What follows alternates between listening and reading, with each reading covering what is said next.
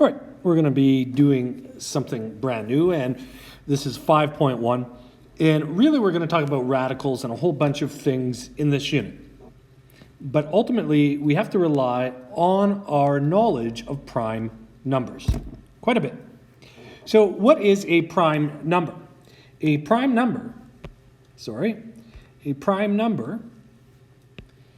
is a number whose only factors are 1 and itself, the number itself. So some prime numbers, for instance, oh, and by the way, it is naturally implied that all prime numbers are greater than or equal to 2. So 1 is not a prime number, 0 is not a prime number. So a list of all prime numbers from 2 to 100. Now I'm just going to start us off. 2, 3, 5, 7, right? So above 2, we're only talking about odd numbers. And we know what prime numbers are. We should have a good indication. Example number 1. Find the prime factors of the following. 45. Now, here, I guess it's a convention. What we're going to do is we're going to factor a number into its primes and its prime factorization. So we're going to write a number. So we're going to write factors of numbers.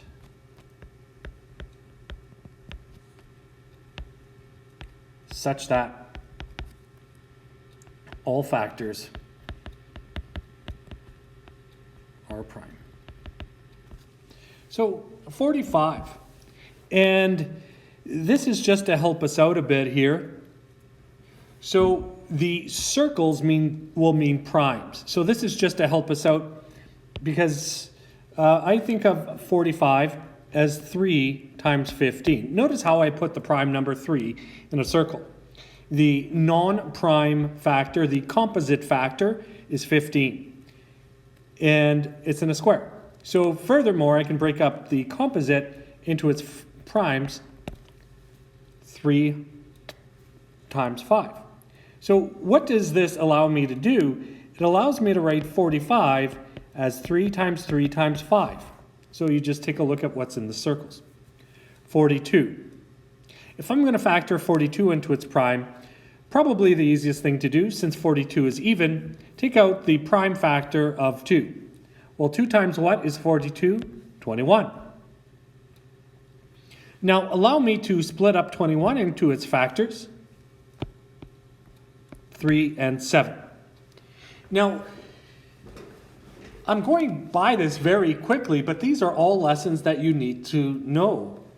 A big driver of taking a number into its prime factorization is the factor rules or the divisibility rules that I'm using. 92. Well, I could pull out 23 as a factor of 92, but that's a pretty big leap first off, right? So I'm just going to say 2. 2 times what gives me 92? It's 46.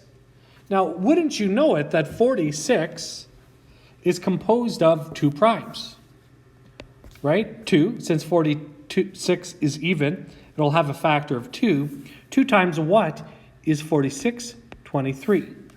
So again, I can say that 92 is equal to 2 times 2 times 23. Or I could write 92 as 2 squared times 23.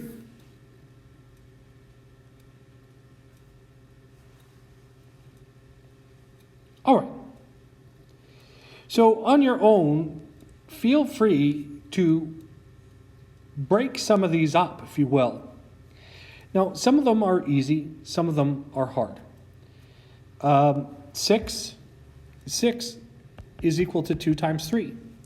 2 and 3 are both prime numbers, therefore, that's the prime factorization. Now, 110, well, wait a second, 110. Now, I could do a factor tree, but I would probably do something a little bit different, right? 110, well, I would break this up into 11 times 10. And in fact, 11's prime, but 10 is composite. So I would break this 10 up into 2 times 5. So I know that 110, written in this prime factorization, is 2 times 5 times 11. Now I'm going to organize the factors from least to greatest. 2, 5, and 11 are all prime numbers. Now I'll be honest with you, this 221 is kind of scaring me here. And because I don't know any factor of 221. This actually might take some work.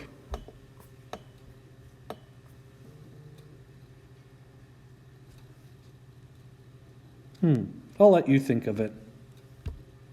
Is 1 a factor? No. Is 2 or 1 is a factor? 2 a factor? No. 3 a factor? No. 4 a factor? No. 5 a factor? No.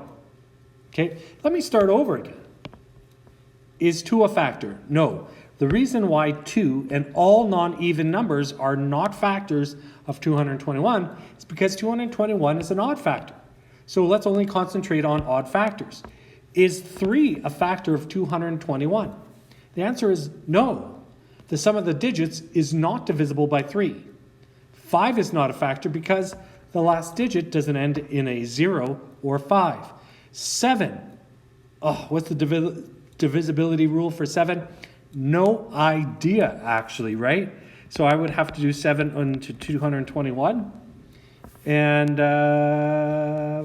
okay, there we are. And nope, that's not. So 7. 9. Is 9? No. Because in order for 9 to be a factor, the sum of the digits would also have to be divisible by 9. No, that's not a factor. 11. There's no divisibility rule for 11 that I know of, but 13 is. That's my hint to you, 13. All right, I'm just going to move on to example number 2. Now, I like to look at these numbers, and I could split it up. I could make a factor tree. What I probably will do in my factor tree is I will probably start off with 300 or 3,330.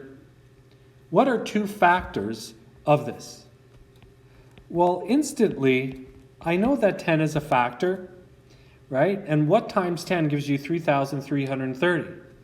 Well, it's 333. So I got 2 factors.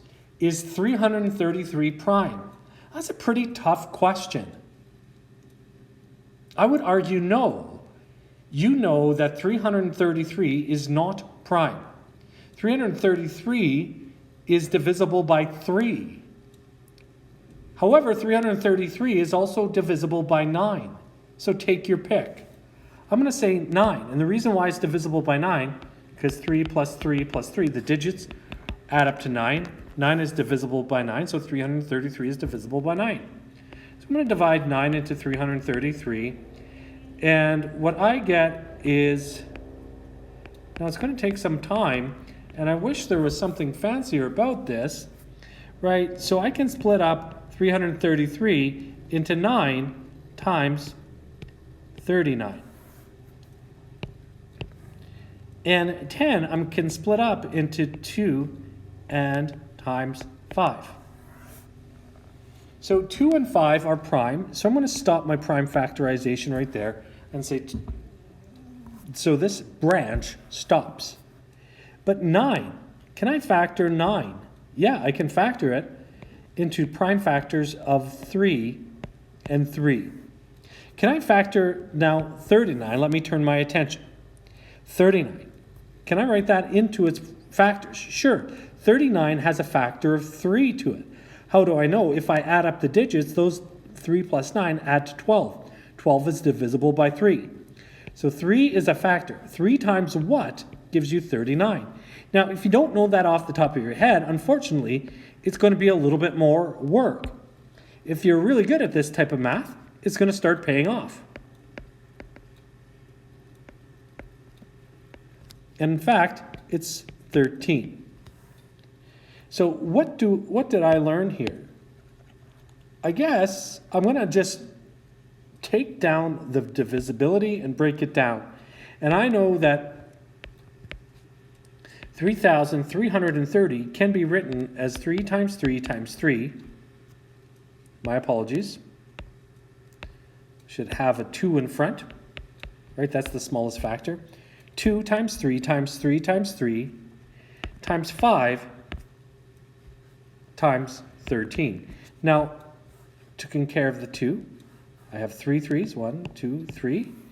I have, yep, and that's it. I would probably clarify this up a bit. 3,330 can be written as 2 times 3 cubed times 5 times 13.